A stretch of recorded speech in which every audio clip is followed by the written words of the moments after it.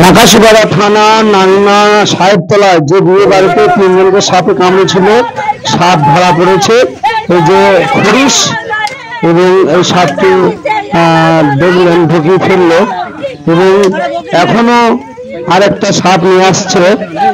সে সাপটা হচ্ছে কালগোখরো, ওই যে নিয়ে আসছে, দেখেন দেখেন। এটা নাংনা গ্রামের সাহেবতলায় এবং সেই বাড়ি ভেঙে এই দুটো সাপ কিন্তু বার করা হয়েছে, একটা খরিশ আর একটা কালগোখরো। এই যে কালগোখরোটা সঙ্গে নিয়ে যাচ্ছে, এটাও ঢোকালো। পরিস্থিতি এবং যে তিনজনকে কামড়েছিল তার মধ্যে দুজন মারা গেছে, চাপড়ার লক্ষ্মীপুর বাড়ি, এবং একজন এখনো ট্রিটমেন্ট চলছে। এবং এখনো আরো সাপ আছে কিনা জিসিবি দিয়ে ভেঙে ওই মাটির বাড়ি তন্ন তন্ন করে খোঁজা হচ্ছে। তাহলে বুঝতেই পারছেন কি পরিস্থিতি, এবং এইভাবে যাতে আর কারো বিপদ না ঘটে। এবং সত্যি এটা একটা দুঃখজনক এবং মর্মান্তিক কাহিনী। চাপড়া লক্ষ্মীপুর থেকে বিয়ে বাড়িতে এসেছিল ইজাজুলের বাড়িতে নাংনা গ্রামের সাহেবতলায় ওনার বাড়িতে বিয়ে হচ্ছিল এবং ওরা বিয়েতে এসেছিল। তার মধ্যে রাত্রিতে ঘুমন্ত অবস্থায় সাপে কামড়ে দেয় এবং তার মধ্যে দুজন, একটা বউ মানুষ এবং একটা 11 বছরের মেয়ে, দুজনেই মারা যায়। আর একটা বাচ্চা, সে কিন্তু তার ট্রিটমেন্ট চলছে। কি পরিস্থিতি ভয়ঙ্কর দেখুন, এবং ঘর ভাঙার কাজ চলছে, আপনারা দেখতেই পাচ্ছেন। আমি রাকিব লিডার 01, আপনারা দেখতে থাকুন।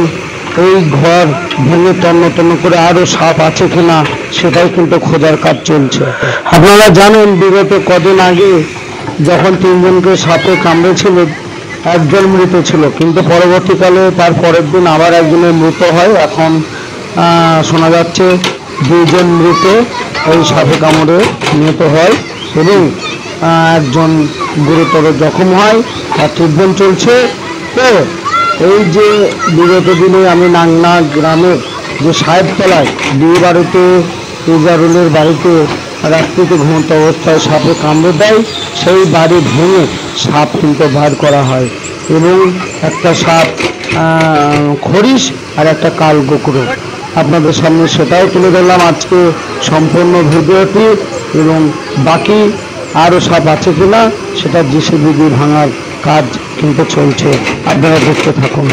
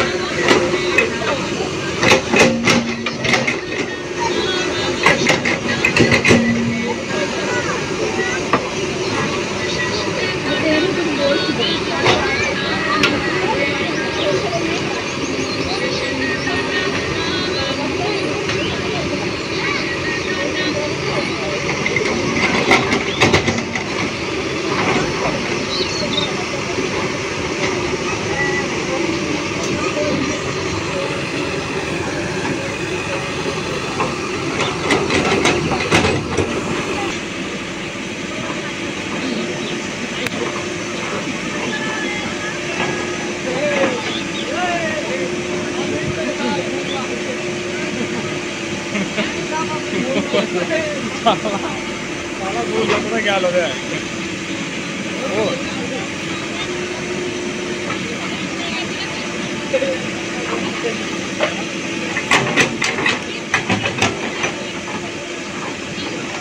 ও শালা মোম আছে।